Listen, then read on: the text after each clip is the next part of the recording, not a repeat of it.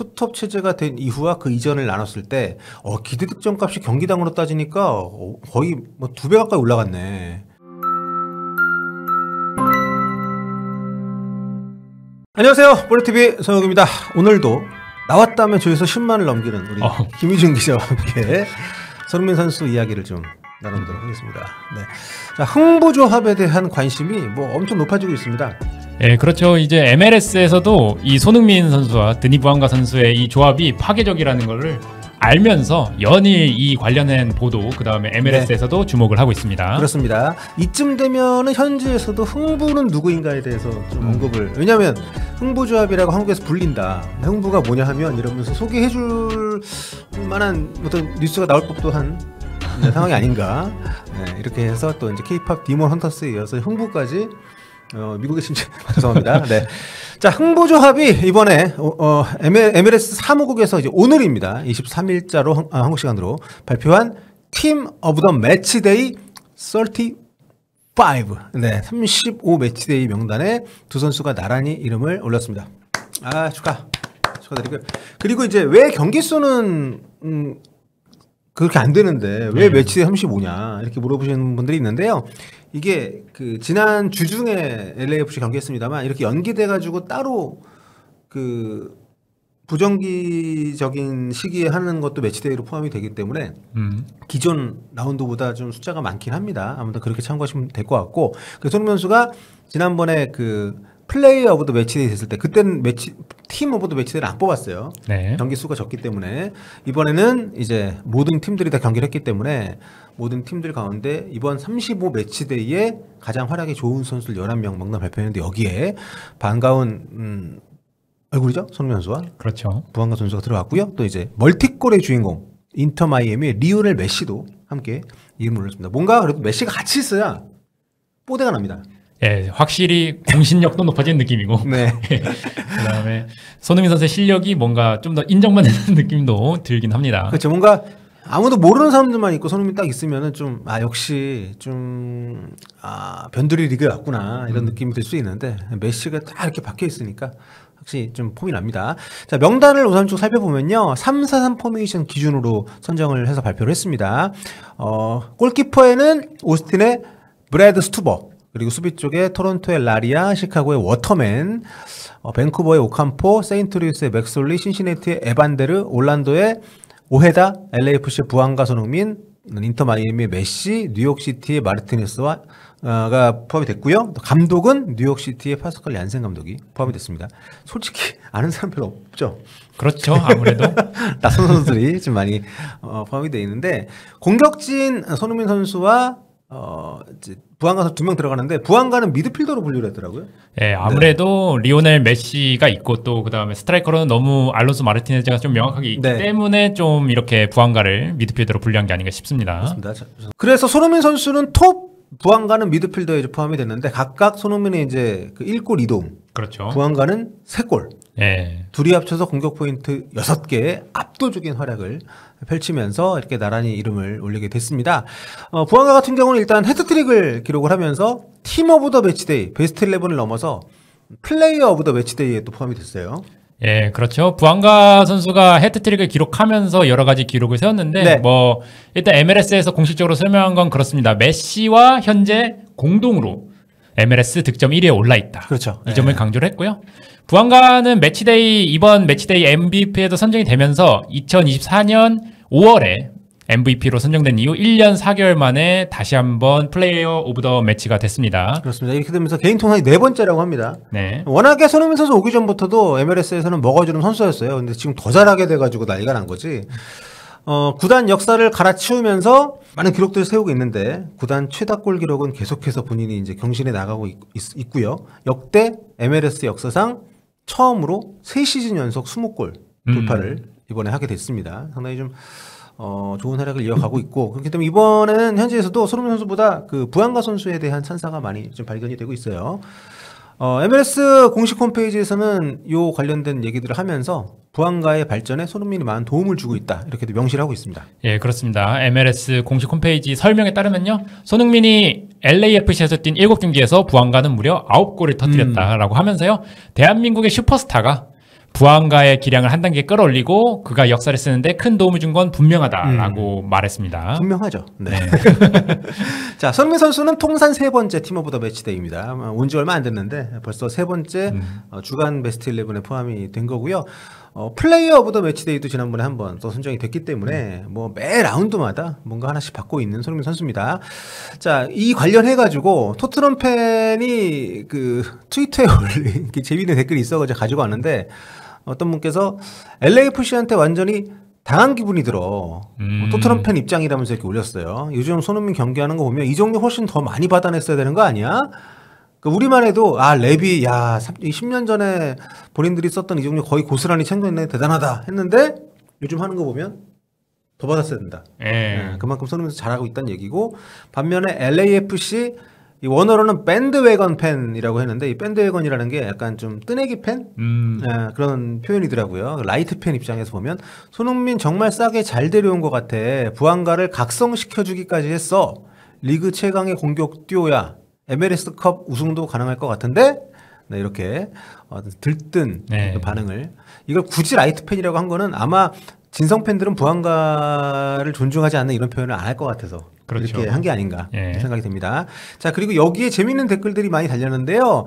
그 위아 토트넘 TV 이분들 영국 분들인데 손흥민 선수 국가대표 경기 입중계도 하고 이랬던 분들이잖아요. 예, 이번에 또 미국 원정이면은 영국에서 보기 진짜 힘든 시간대인데 그것까지 보더라고요. 예. 그렇습니다. 이분들은 손흥민이 더 그립겠네, 여러 가지로. 네.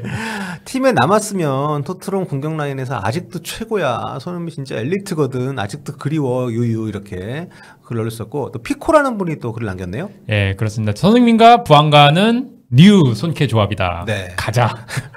렛츠고 이렇게 올렸더라고요. 네. 한국 사람인가? 네. 자, 그리고 433 433 예, 여기 인스타그램에도 그 관련된 내용의 댓글들이 재밌게 좀 많이 달렸습니다. 예, 그렇습니다. 여기는 이제 축구 최대 이제 소셜 미디어 커뮤니티라고 할 수도 있겠는데요. 예, 많은 사람들이 댓글을 남겼습니다. 손흥민 선수는 MLS에는 지나치게 좋은 선수다라고도 했고요. 뭐 유럽에서의 활약을 그리워하는 사람들도 많더라고요. 내 생각에 손흥민은 여전히 챔피언스 리그를 뛸 실력을 가졌어. 네, 토트넘에 아직 있었으면 챔피언스리그 올 시즌 뛰었죠. 그렇죠. 네. 그리고 유럽을 너무 빨리 떠났다. 토트넘에서 1, 2년 더 뛸 수 있었을 것 같은데. 그렇죠. 이런 댓글들이 달리면서 손흥민 선수가 최근에 MLS에서 보이는 활약이 대단하다는 거를 이렇게 간접적으로도 또 볼 수 있었습니다. 그렇습니다. 저도 뭐 저런 생각이 들 수 있는데 저는 그런 생각이 안 들어요. 요즘에 너무 손흥민 선수가 행복 축구하는 게 보여서 부담도 덜하고 그쵸. 수비도 그렇게 토트넘에 있을 때보다는 많이 가담을 안 하고 체력 관리를 해가면서 매 경기 박수 받고 골 넣고 뭐 굉장히 좀 웃는 모습 많이 볼 수 있기 때문에 저는 뭐 굉장히 본인이 좋은 선택을 했다 이렇게 생각을 합니다. 자, 숫자로 보는 흥부조합의 위험 이건 뭔가요? 예, 손흥민 선수가 아무래도 흥부듀오가 최근에 각광을 받으면서 부안가가 그러면서 손흥민 이전에는 어떻고 이후에는 어떻고 이런 것들이 조금씩 나오고 있거든요. 자, 그러면 이거는 흥부조합 위험이라기보다는 이제 손흥민의 위험이네.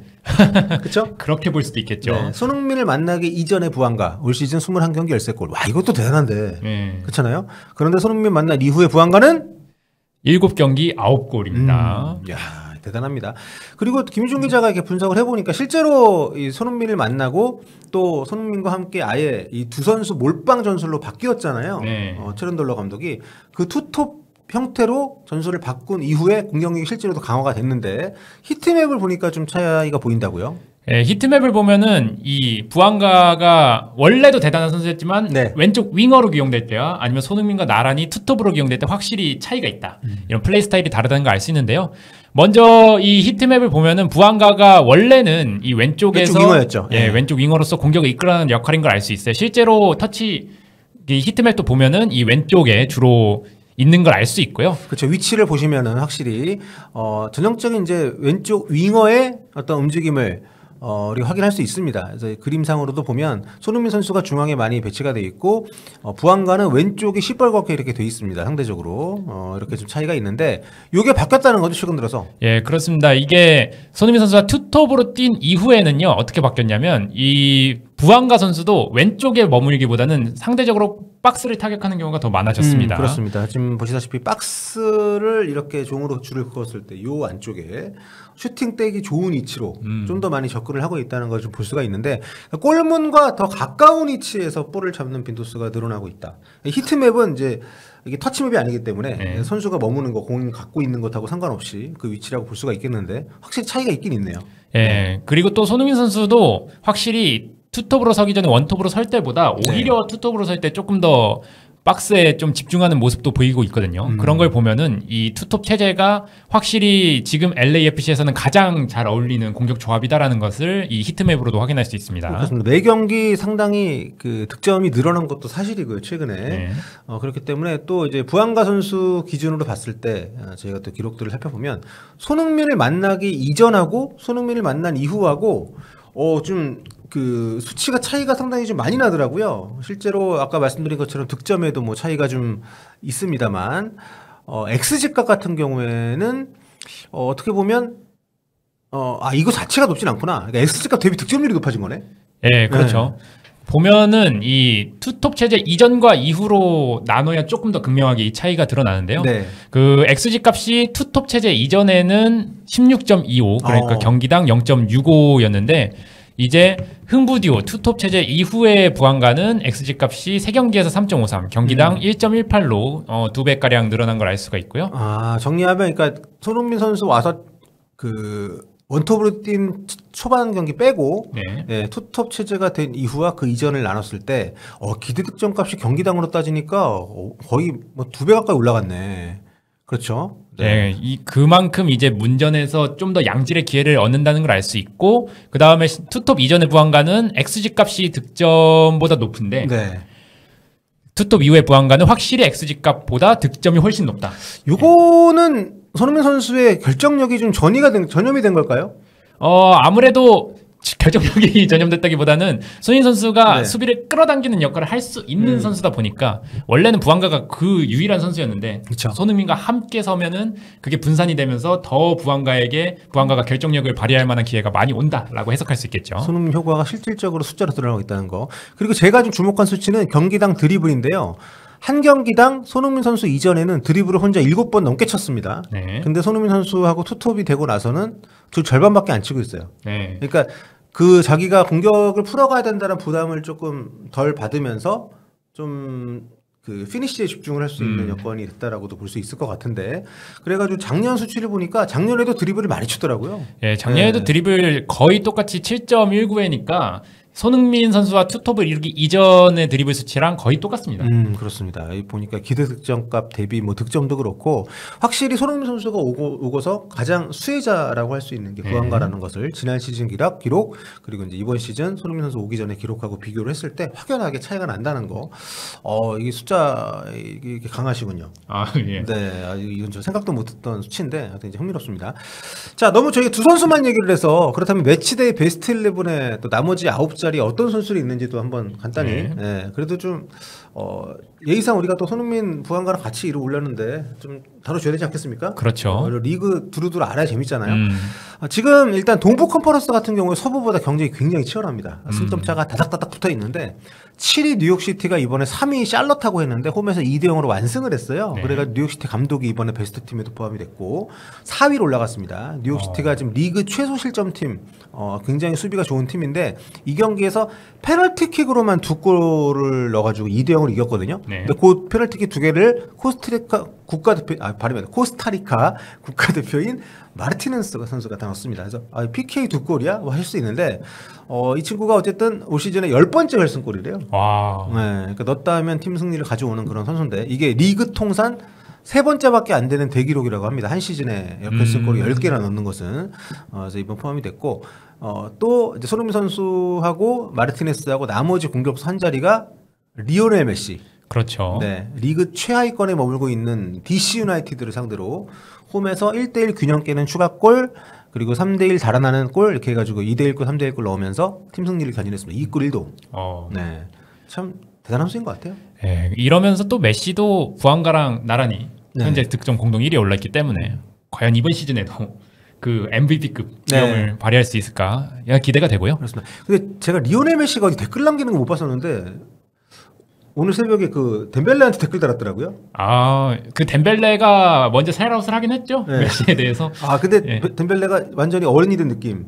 되게 되게 성숙하고 멋진 저는 인터뷰였다고 생각하거든요. 맞아요. 그렇게 저는 전 소속팀도 그렇고 전 소속팀에서 영감받은 선수들까지 다 얘기할 줄은 몰랐어요. 사실. 바르셀로나에서 그렇게 사실 좀 약간 악동 느낌이 있잖아요. 지각도 네. 많이 하고 좀 철부지 느낌이 있었던 선수인데 그런 시절조차 지금의 자기를 만드는 데 많은 도움이 줬다고 하면서 이렇게 언급을 했던 하여튼 좀 굉장히 인상적인 모습이었는데 최근에 뭐 재계약도 인터 마이애미하고 또 합의를 했다고 하는데 여전히 최고의 모습 보여주고 있는 리오넬 메시가 손흥민 선수와 함께 이름을 올렸고요. 또 이제 에반데르 선수 도움 해트트릭 기록하면서 팀이 이제 LA 갤럭시를 격파하는데 이제 또 공을 세웠기 때문에 이름을 올렸습니다. 자, 이렇게 많은 선수들과 함께 손흥민 부안가 선수가 이름을 좀 올렸고요. 다음 경기 때 또 이 정도면은 상대하는 팀들이 굉장히 부담이 좀 많이 될 것 같지 않습니까?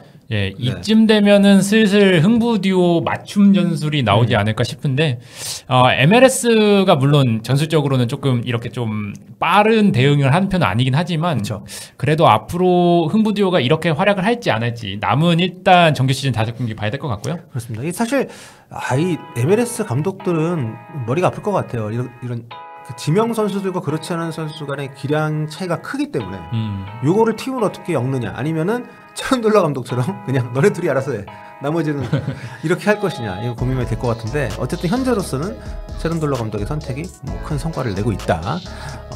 그런 연장선상에서 다음 주 또 이번 주말이군요. 일요일 아침 9시 반에 세인트루이스 원정 경기도 상당히 기대가 됩니다. 네. 네.